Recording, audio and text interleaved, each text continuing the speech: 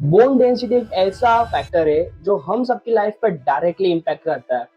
मतलब अनलेस जबकि एक मूवी थी द बॉल 1958 में, पता है कि नहीं? कोई नहीं पता होगा।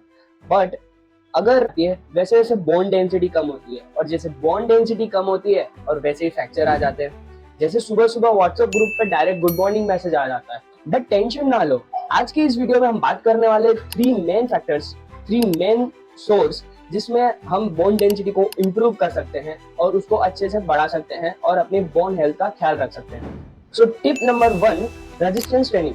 सबसे इफेक्टिव मेथड है रेजिस्टेंस ट्रेनिंग।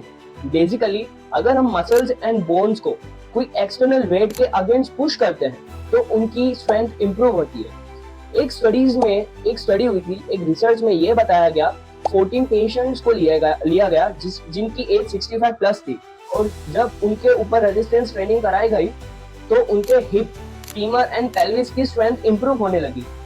मतलब 65 के बाद भी हमारी बोन डेंसिटी अच्छी हो सकती है, हमारी बोन की हेल्थ इंप्रूव हो सकती है। तो अभी आपका क्वेश्चन होगा कि कौन सी रेजिस्टेंस ट्रेनिंग हमको करनी चाहिए। तो बेसिकली आपको बहुत ही बेसिक जाना है। आप वेट ट्रेनिंग भी कर सकते हैं, बॉडी वेट ट्रेनिंग भी कर सकते हैं, रेजिस्टेंस बैंड के साथ भी ट्रेनिंग कर सकते हैं। Basically you can do any resistance training with your body, but उसके साथ साथ ध्यान भी रखना है, प्रिकॉशंस भी रखने हैं। तो आप कर सकते हैं, स्क्वाट्स कर सकते हैं, लंजेस कर सकते हैं, ओवर हेड डंबल कर सकते हैं, बैरल के साथ कर सकते हैं, जो बैरल बाइसेप्स कर्ल्स आते हैं वो कर सकते हैं। उसके बाद डेडलिफ्ट मत करना क्योंकि वो रिस्की हो सकता है, तो वो मत करना।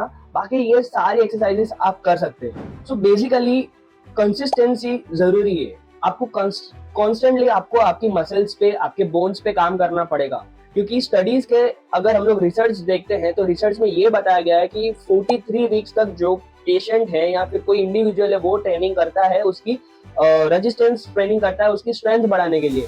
इवन 84 वीक्स तक भी पेशेंट्स ट्रेनिंग कर रहे हैं उनकी इंप्रूवमेंट लाने के लिए।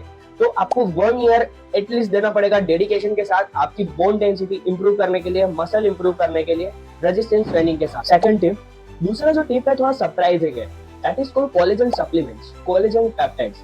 अब ये चीज की गई पोस्ट मेनोपॉजल वुमेन्स के ऊपर कि एक ग्रुप ऑफ वुमेन्स को उनको दिया प्लेसिबो, कोई भी एक मेडिसिन दिया। अब ये पूरी रिसर्च की गई +60 एज वाली जो वुमेन थी उनके ऊपर, एंड सिग्निफिकेंटली जिनको कोलेजन दिया था उन पे बोन डेंसिटी में इंप्रूवमेंट आने लगी, उनकी बोन हेल्थ अच्छी होने लगी, specially spine and hip area के आसपास में। तो ये काफी सरप्राइजिंग था कि 60 प्लस भी बोन डेंसिटी इंप्रूव हो सकती है, बिकॉज जो बोन डेंसिटी या बोन इंप्रूवमेंट होता है यूजुअली यंग इंडिविजुअल्स को होता है, लेकिन जब ये सारी रिजल्ट्स एक 60 प्लस वुमेन्स में दिखे तो ये काफी सरप्राइजिंग था। थर्ड टिप, ये जो टिप है थोड़ा सरप्राइजिंग तो नहीं बोल सकते, लेकिन थोड़ा मिक्स टाइप ऑफ रिजल्ट का हो सकता है, that is vitamin D3 supplements. अब विटामिन D3 लेना किसी को इम्पैक्ट आया भी है एंड किसी को इम्पैक्ट नहीं भी आया है, बिकॉज किसी में ये काम करता है किसी में नहीं करता है। अगर किसी के ब्लड के अंदर विटामिन D3 लो है और वो अगर विटामिन D3 के सप्लीमेंट्स लेते हैं तो डेफिनेटली उनको ये चीज हेल्प करती है। तो हमने स्टडीज में ये देखा कि +65 ईयर्स एज के जो पीपल्स हैं, जो पेशेंट है, उनको विटामिन D3 दिया जिनके ब्लड लेवल के अंदर विटामिन D3 कम था, तो उनके अंदर इंप्रूवमेंट्स आ रहे थे, उनके अंदर हमको इंप्रूवमेंट्स दिख रहे, लेकिन कुछ कुछ में नहीं दिखते।